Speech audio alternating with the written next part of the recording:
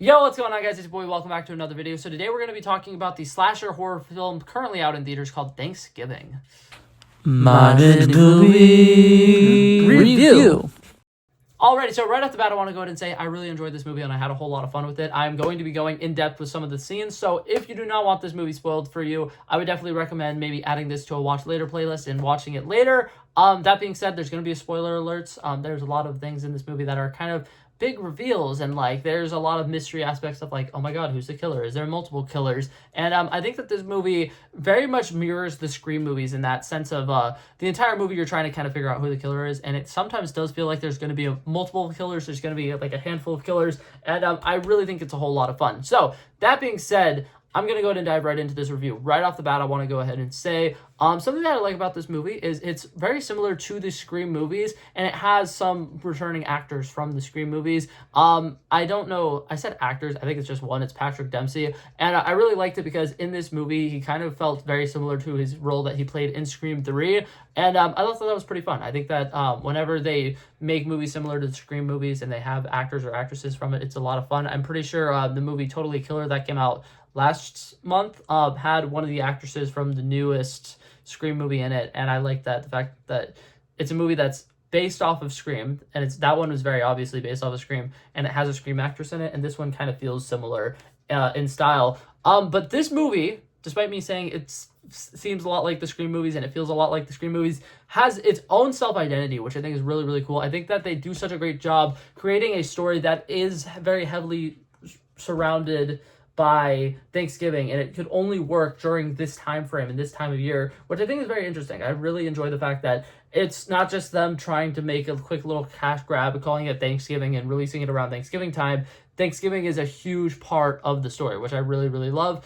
I think that the setting of this movie being a place that is very important towards American history was very smart. I think that what they did with that worked really well. And I really like the little like small town vibe that we get from this area. I think that the setting is really good.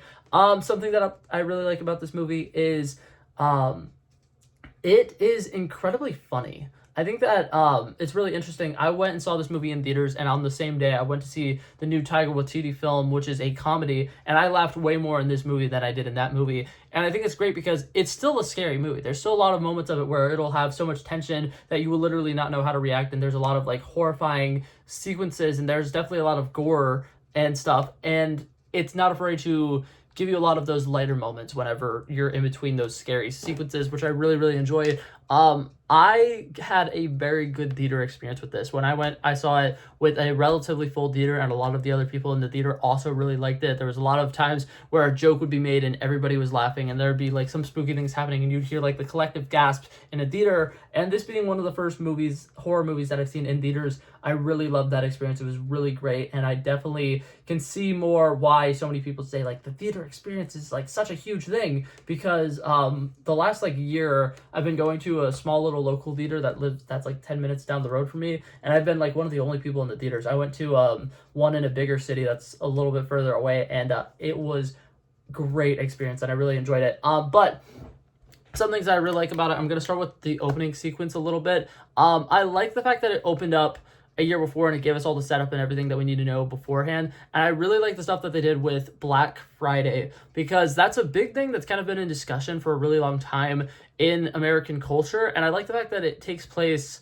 I was gonna say, I like the fact that it takes place a little bit further in the past. I'm mixing up the two movies that I saw today. But what's it called?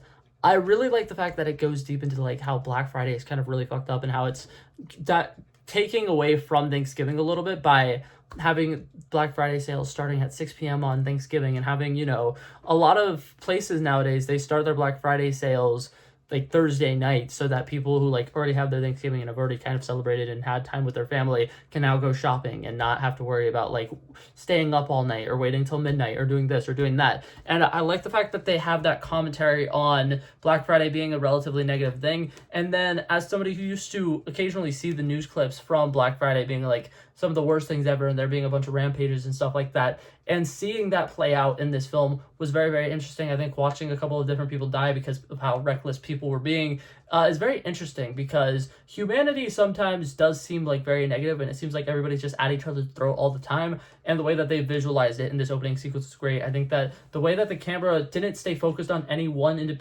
particular character for a really long time was very good. I think that the way that it's kind of like a shaky cam at times, and then there's other times where it's like we're seeing the security footage, and it's just changing camera angles a lot. Sometimes people will see that choppy, like little edits, and they think that it's really poorly done. But I liked it because it's a very chaotic sequence, and it feels very chaotic because of some of those editing decisions that they make, which I really like. And then we see some of the first gruesome murders happening in the sequence. And we kind of get the general idea of like, these people were very negative and very like impactful on like everything that went down. Kind of it could be put on the hands of like this person, and this person. And it kind of does a really good job of setting up motives for our potential killer for a later sequence, which I really, really enjoyed. That being said, we go from that, we flash forward a year, and now there's a little bit of a like negative undertone. The city doesn't feel as like a nice small town vibe that it used to have, and there's a lot of political discussion about whether or not it is right to still be doing Black Friday after having the massacre that they had the year before. And I like the fact that we're diving into this main character's relationship with her father, and her father being the person who runs that store being like, I'm keeping it open, we're keeping our doors open, we're not going to let the past change who we are. We're not going to let it be, what defines us or whatever.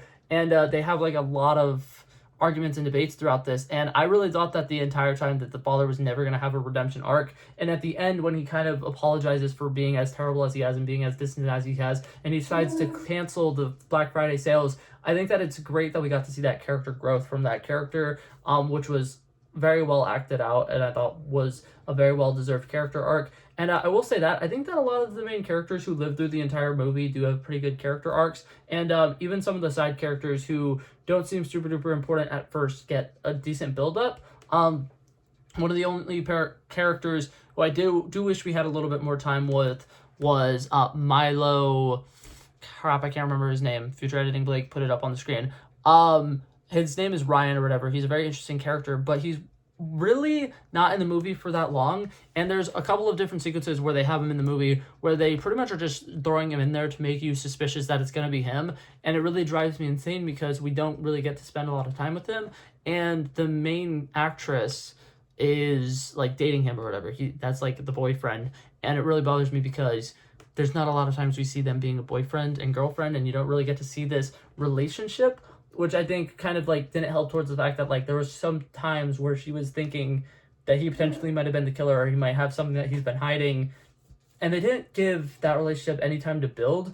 And then at the end, when she survives and she's having her happy ending and it's with him, it feels so out of place. But other than that, there's a lot of great sequences. I think every single kill in this movie is so different and unique and well done. I think that the original kill, starting off in the diner sequence, you see the clip from the trailer where they dip someone's head underwater and then put their head up against the freezer door. Very, very interesting. The fact that they cut the body in half and then hang it up on the store with a giant 50% off sale. Everything's half off. Very interesting. I thought that was incredibly morbid, but I liked that. And yeah, this movie has a lot of really good gore as well. One of the sequences that I thought was very well done was there's a sequence where a cheerleader and I think it's like the senior basketball like captain or something like that are flirting, and she takes him into the gymnasium and she's gonna like start giving him a show, and he gets murdered or whatever while she's not paying attention because she's jumping around on a trampoline like showing him like jiggle physics, whatever. And then the camera angle, they do this like little trick where like the camera's like right on line with the trampoline, and you're just hearing the squeaking of the trampoline and like the very like it's slowly getting faster, and it was so unsettling, and I loved everything about that sequence. And then like I said, every kill in this movie is very unique, and I feel like the way that she dies on that trampoline is a very interesting murder, which I really enjoyed. Other sequences that have to do with killing that were very interesting. when, what's it called? I think her name is like Teresa. The main characters, which I don't remember the main character's name. Is that a problem? That might be a problem. But what's it called? Whenever the main character's stepmother gets cooked alive, that is a very gruesome sequence, but I loved it. It was great. But yeah, that being said, I just have a couple of final thoughts. Like I said, this movie I thought was incredibly funny. One of the bits that worked incredibly well for me is they had the stereotype of there being an older guy who's still kind of like in his like college roots, and he really just wants to be like popular, and he's throwing parties and like hanging out with the underclassmen and stuff like that. There's a sequence where he's giving guns to the main characters so that they could like, try to defend themselves. And he's taking them around his room and being like, okay, well, I got these, and he whips out like a guitar case, and then he opens it up, and there's a bunch of guns, and then he goes to like a boombox speaker, and then opens it up, and then there's a bunch of guns, and then he goes to his bed, and he whips something out, and then there's a couple of guns, and then he pulls out a belt, and then he whips it out, and it's a shank, and it's like, everything about that sequence to me was so funny, because he just kept pulling more weapons out of nowhere, and it just kept going and kept going and kept going, and it was such a great gag, and I absolutely loved it. And I don't even know if that was supposed to be as funny as it was, but to me, that literally, like, I died. Like, I needed a second to catch my breath. It was so funny to me. But yeah, that's pretty much all that I had to say about this movie. I thought that it was really good. I think that the overall twist of the villain, I wouldn't say it was predictable. I think that some people online who have made their reviews have been like, it's pretty predictable. I don't think it is, because they don't give us all the clues that we would need for it to be obvious who it is. And there's one particular line of dialogue that's said that makes it where, like, when they do the fake out reveal and it's like, oh, this person's the killer, it feels like that was a correct statement, because the killer, while he was trying to kill the main character, quoted something that happened in a car with only 5 people, and there's no way he could have known that that was said. But that being said, other than that, like, one little plot hole, I'm not going to jip the movie points because I'm salty about the fact that I didn't guess the killer right. But that being said, I'm going to give this movie a solid 92 out of 100. I think it is incredibly good. I think that it is on par with the best Scream movie, and I think that that's a pretty good place to be. I think that it's one of the most inventive horror movies that I've seen. I think that every single kill that happens is so fresh and unique that, like, even though it's just like a whodunit and they're just going around killing people, every single kill feels incredibly different. And the reveal of who the killer is done really well. The mystery, I think, is dragged out relatively well. And just some of the sequences are so unsettling. And I love it. But yeah, that being said, that was it for this video, guys. Thank you guys so much for coming by and checking it out. I love and appreciate you guys so much for watching. If you liked it, feel free to like and subscribe. And I'll hopefully see you guys in the next one. Peace out. Bow. Bow. Bow. He wanted me to trouble first, I did this. We planned a day and then we did this. Wanna be in love with the girls with the kisses. Don't give a damn, I'll rid this. I like this when I run the distance. I run a 5K, you go ballistics. I wanna live within the business. Buy more than what's on the clearances. You're getting big cause I know you're a physicist. I wanna deny this shit, I'm unlimited.